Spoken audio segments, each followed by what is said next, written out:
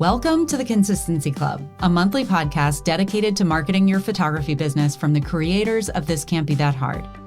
Each month on the 15th, you'll hear an in-depth discussion about a marketing strategy that's working well in the industry right now.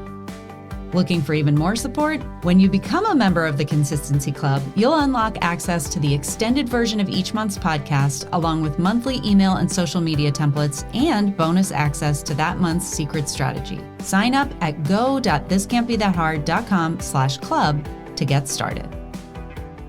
Hey, Dana. Hi, Anami. How are you? Oh, Jinx. I'm good. I am on spring break with my kids, and we're visiting my in-laws, and I sent them out of the house so that I could record this in a quiet house with you. But I'm currently sitting on my suitcase. You know, this is like the corner that was quiet and whatever. So I'm sitting on my suitcase, and I've got my laptop up on a like a stool.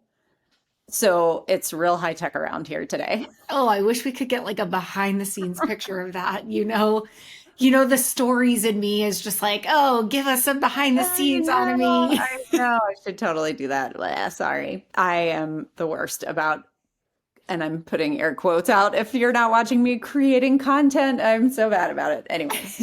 Well, then how do you create all this great content for This Can't Be That Hard? Hey, consistency is the key, right? Yeah, I have a marketing wingwoman in my back pocket who does so much of it for me. Yeah. And I actually think that's a great place to jump off, because I was just saying before we started recording, it's like, I think the feedback that we're getting from people and like the conversations we're having is it's being part of Consistency Club is so much more than just getting these templates. Like, that's great. And it's so nice that they're written just for photographers. So like, that's lovely.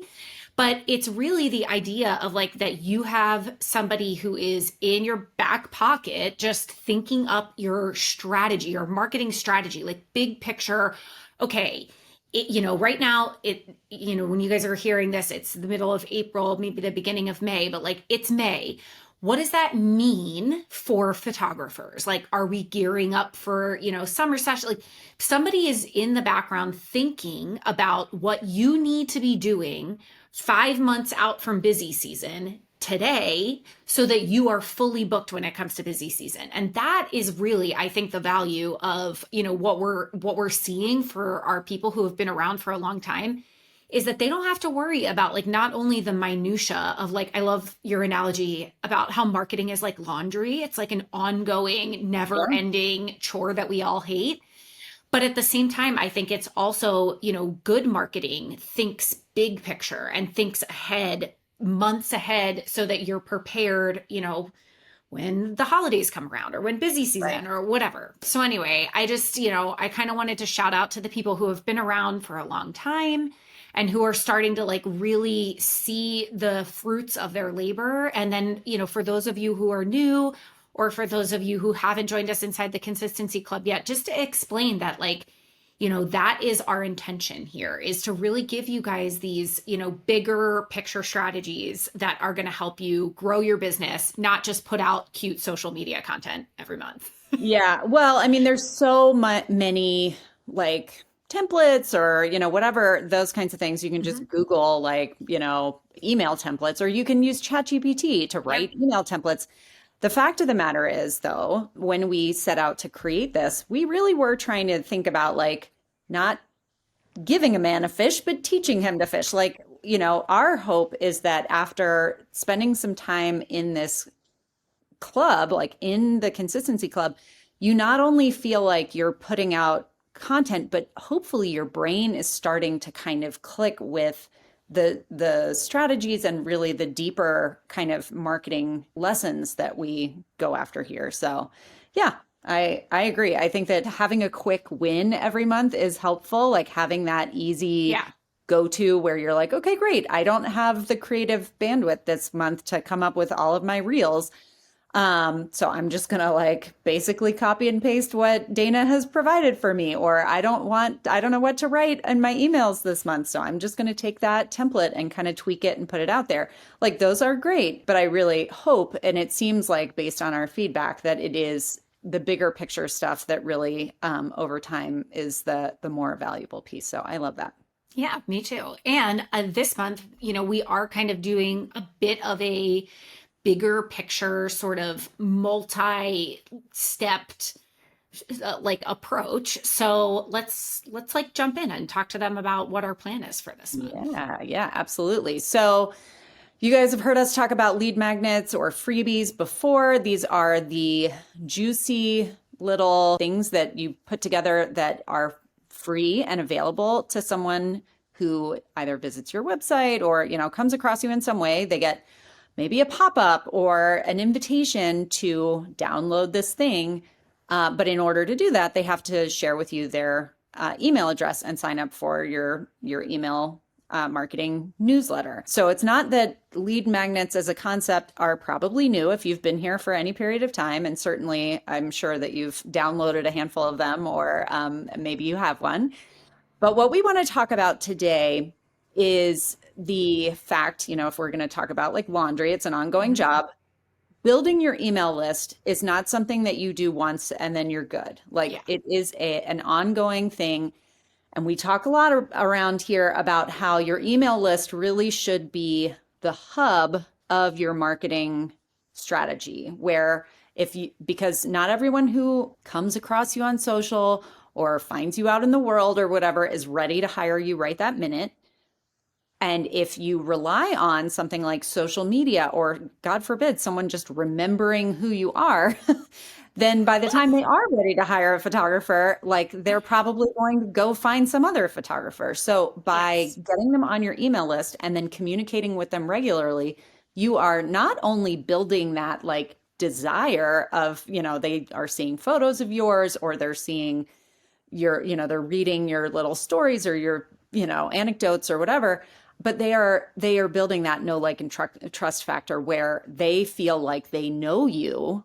Yeah. And they're, when that time comes that they're ready to hire a photographer, it's like a no-brainer that you're the person that they're going to. Yep, absolutely.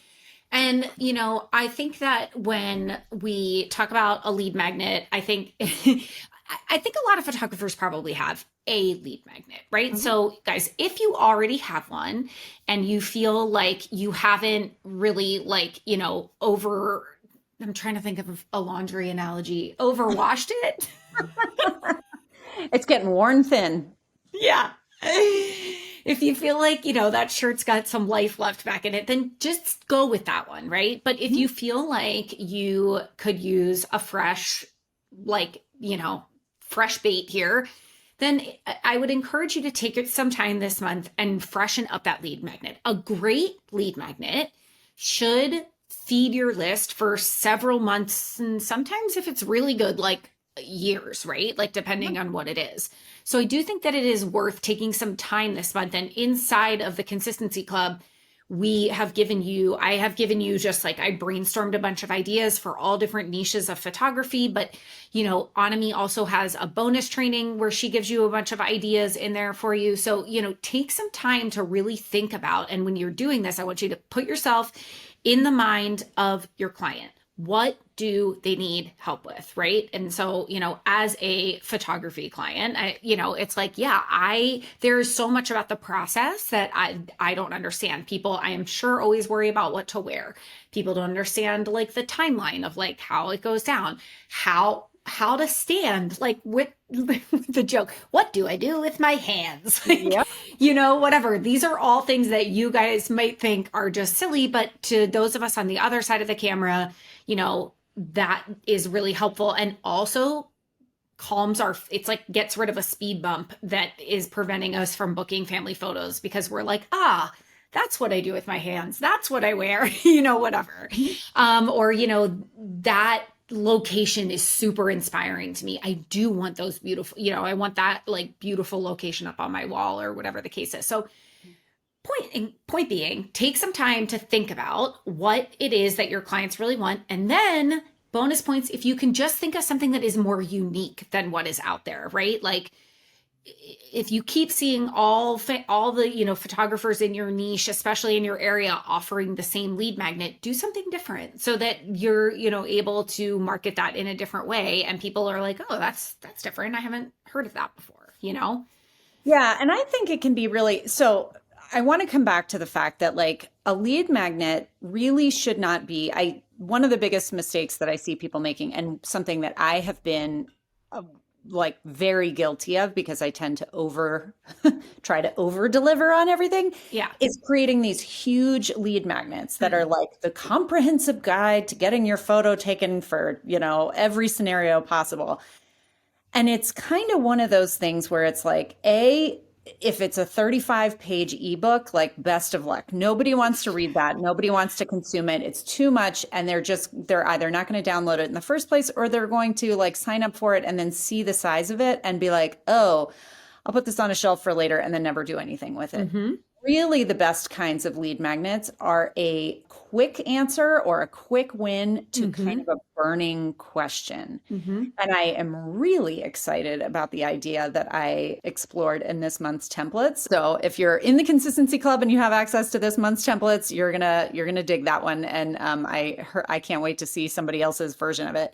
And I don't think I've seen it out there before. But like, think about, what are the objections that people have to hiring you? And, what do they say when they're emailing you or they're on the phone with you and they're like, well, I'm just worried about fill in the blank.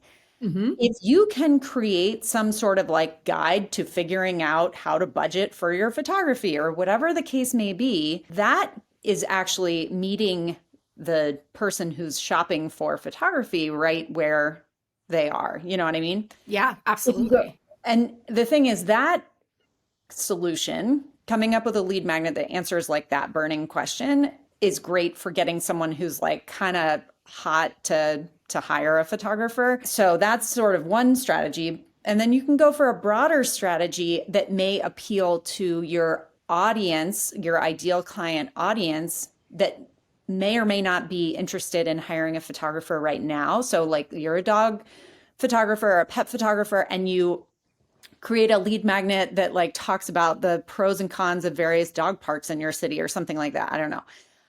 That's not necessarily somebody who's thinking about hiring a photographer, but then all of a sudden they find that they're like, oh, I want that. And then, you're in their inbox and you're meeting them and they're like, I didn't even know pet photography was a thing. I was just going to say that. Yeah. Yeah. And like, all of a sudden, like, I've had this desire that I didn't even have before. So the point there is that if you have a lead magnet, and as Dana said, if that shirt still has some life left in it, like, continue to use that. That's great. I like to think about lead magnets as something that I create 2 to 3 times a year, not because the last one is garbage, but to kind of keep it fresh and keep it in the rotation. And so over time, if you're creating 2 to 3 a year, then, 3 or 4 years from now, you've got a dozen of them. Yes. And then you can have something that's like a little more seasonal. Yep. Or whatever. And you kind of pull that one out of the closet and, you hold that one up and sort of like promote it a little bit more. Those lead magnet sign up pages are probably all going to be active somewhere on your website. Yep. So like, if somebody happens to have an old email from you or something and they know that it's there, that they're still able to go get it. But the idea with having this kind of rotation on your lead magnets is that it gives you something fresh to talk about. It gives people new reasons to sign up, if they're not interested in dog park information, but they do want to know the 5, I don't know, tips for dog, what to bring Harnesses. to your dog portrait. Yeah. Or whatever. Yeah. Then that one may sort of do the trick for them. Yeah. And then, you could use a convert box pop up and ask people when they land on your website, would you like a free resource? Which of these would you like better? Again, I'm wrapping all our strategies together here. I hope you guys can see that the longer you do this and the more you kind of like get your mind in it. And like Anami said, whether this is your very first lead magnet or you've got a couple created, have the long-term vision to think, okay, every time I create one of these, it's an arrow in my quiver. You know what I mean? And while you were talking, I actually thought of like the third sort of type of lead magnet. And I do call this out in some of the social media templates. So I do want to touch on it here, which is the idea of like creating a lead magnet that cross collaborates with other small businesses or big businesses in your area. So this might be like if you're an event photographer, you might pull your 5 favorite venues and put them into a lead magnet.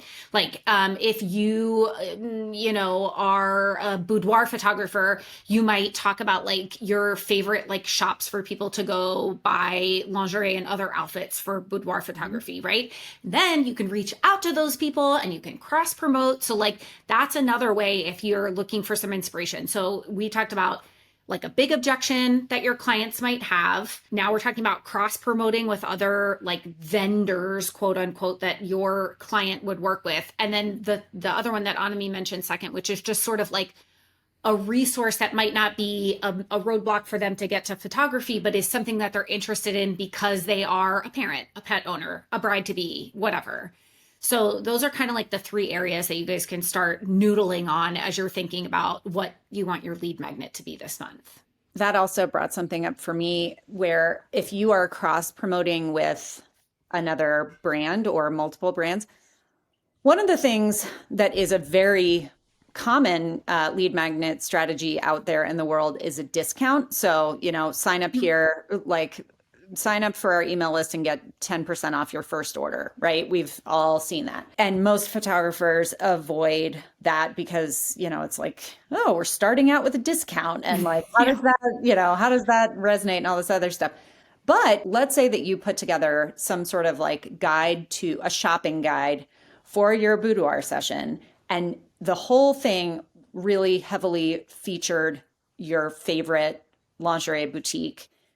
You're friends with the owner and you've got whatever, and you show them like, hey, I'm planning on putting this thing together and I'm going to use it to grow my email list.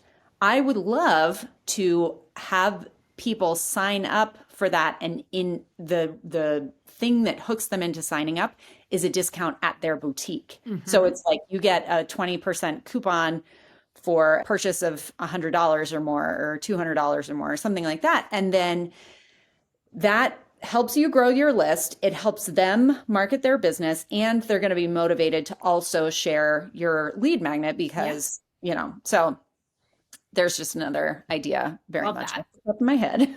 Cooking with gas over here, guys. It's like we don't even plan all of these ideas out ahead of time. This is just the magic that happens when we get on the Consistency Club. It is truly the thing about marketing is that sometimes you just kind of have to get into it. It's, and then the ideas start to come. So it's so helpful to have somebody to brainstorm with back and forth. And like to call back what we were talking about at the beginning of this episode, I tell Anami everything to create for This Can't Be That Hard.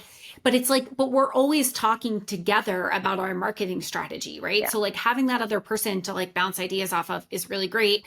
Hopefully you have somebody that you can do that with. And if not, we are those people for you. Like that's exactly what we're here for. So hopefully you guys are feeling inspired and excited to make a new lead magnet this month.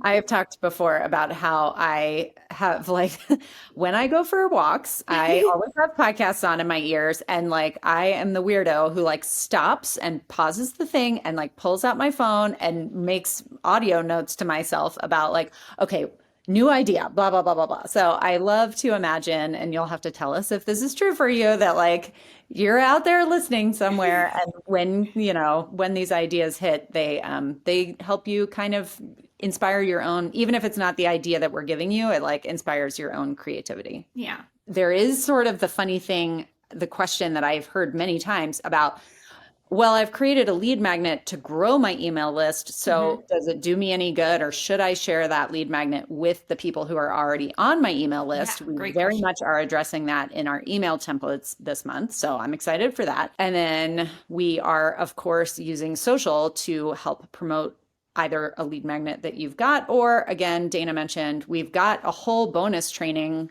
in the Consistency Club all about how to create a lead magnet, what the ideas should be, what the tech is that goes into posting that and delivering it and following up on it and all that sort of thing. So and if you're feeling overwhelmed by the tech, I'll just say, because I think that's feedback that we hear a lot, Anami is an amazing teacher and she broke it down for you like step by step to make it like as easy as possible. And B, the learning curve is pretty quick, guys. Like once you figure out, the steps that you need to do this for your first lead magnet, then it's just rinse and repeat after that. So again, worth the time to learn how to set up the tech to deliver a lead magnet properly and add people to your email list.